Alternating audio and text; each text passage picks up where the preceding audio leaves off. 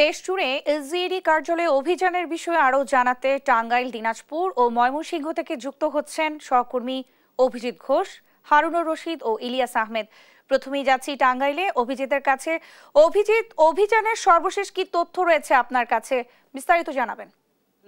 দেখুন যে এই ঢাকার দুদক কার্যালয় থেকে একটি তালিকা পাঠানো হয়েছে। এটি টাঙ্গাইলের ভূয়াপুর উপজেলায় এলজিইডি এই কার্যালয়ে তারা অভিযান করবে। তবে এখন পর্যন্ত এই ভূয়াপুর উপজেলার যে এলজিডি কার্যালয় রয়েছে সেখানে দুদকের কোনো কর্মকর্তা আসেননি এবং জেলার দুদকের যিনি উপপরিচালক রয়েছেন তার সাথে কথা বলেছিলাম, ফখরুল ইসলাম আলমগীর। তিনি বলেছেন যে এই যেহেতু তারা এই আজকে থেকেই তারা দুদকের যে টিম তারা এলজিডির যে কার্যালয়গুলো আছে এটি হচ্ছে টাঙ্গাইল যে সদর এলজিডি রয়েছে সেখানে তারা গিয়েছিল, সেখানে কিছু তথ্য তারা সংগ্রহ করছে। এরপরে তারা এই টাঙ্গাইলের কালিহাতি এবং সখীপুর তারা যাবেন, সেই উপজেলা এলজিডিগুলোর তারা তথ্য উপাত্ত নেবেন এবং এর মধ্যে যে টাঙ্গাইলে যে এলজিডি তারা অভিযান চালিয়েছিল সেখান থেকে যিনি সহকারী পরিচালক রয়েছেন তিনি বলেছেন যে তারা যে তথ্য নিয়েছেন সেখান থেকে তারা কিছু অনিয়মের তথ্য পেয়েছেন এবং আপনি জানেন যে এই টাঙ্গাইলে সম্প্রতি 4 জন এলজিইডি কর্মকর্তার বিরুদ্ধে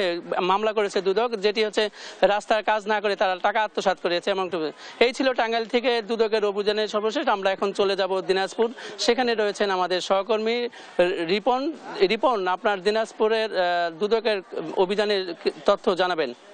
জি, ধন্যবাদ অভিজিৎ আপনাকে। আপনি যেটা বলছিলেন যে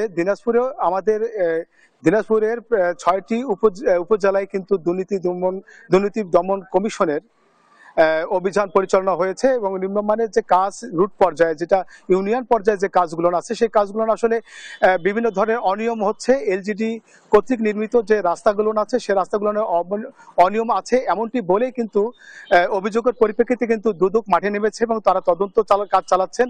আমি দুদকের উপপরিচালক খায়রুল বাশারের সঙ্গে কথা বলেছি। তিনি আমাদেরকে জানিয়েছেন যে দিনাজপুর জেলার 13টি উপজেলার মধ্যে 6টি উপজেলায় কিন্তু এই মুহূর্তে অভিযান পরিচালনা হচ্ছে এবং এ পর্যন্ত 3টি উপজেলা অভিযান তারা শেষ করেছে এবং পরবর্তী 3টি অভিযান এই দুপুরের পরে আবার চালু করবেন। এটি উনি জানিয়েছেন। তারা বলছেন যে আসলে উপজেলাগুলোর বিভিন্ন রাস্তাঘাটগুলোর ব্যাপক পরিমাণ অনিয়ম হয়েছে, তারাও কিন্তু সেটা তদন্ত করে সেটা পাচ্ছে।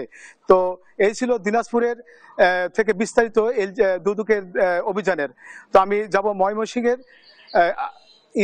ইলিয়াসের কাছে, আমার সহকর্মী ইলিয়াসের কাছে আমরা জানবো ওই ময়মনসিংহের দুদকের অভিযানে বিস্তারিত।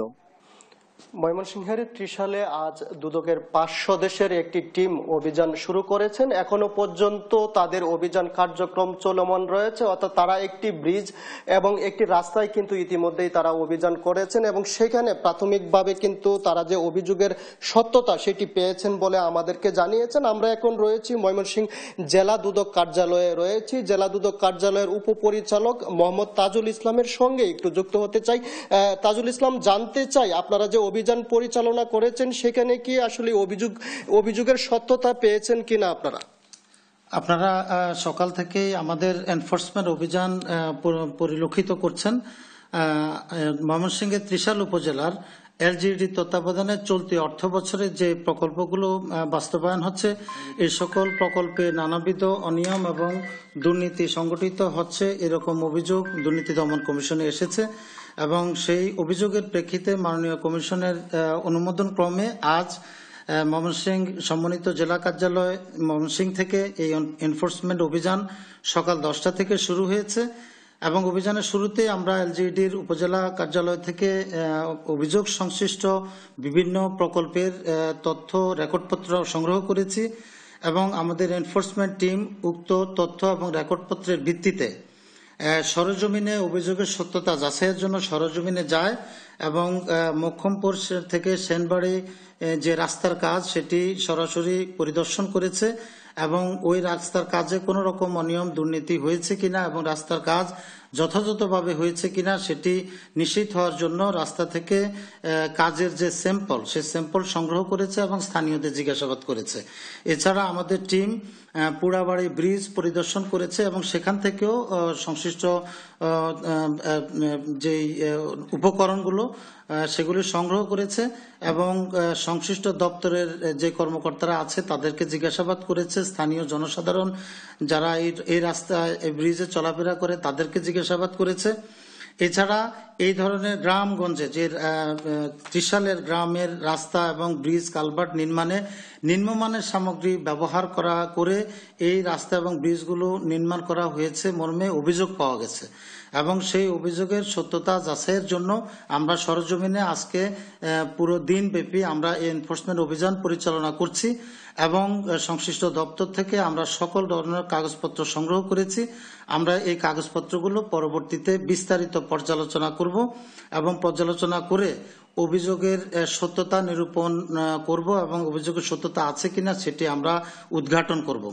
তবে আমি এই কথা স্পষ্টতই বলে দিতে চাই, সেটা হচ্ছে যে যদি এই উত্থাপিত অভিযোগ সত্য হয় এবং এই অভিযোগের সাথে যারা সংশ্লিষ্ট থাকবেন, যারা এই অপকর্মের সাথে জড়িত থাকবেন, অবশ্যই রেকর্ডপত্রের ভিত্তিতে তাদের বিরুদ্ধে অবশ্যই আমরা শক্তিশালী আইনি ব্যবস্থা গ্রহণ করব।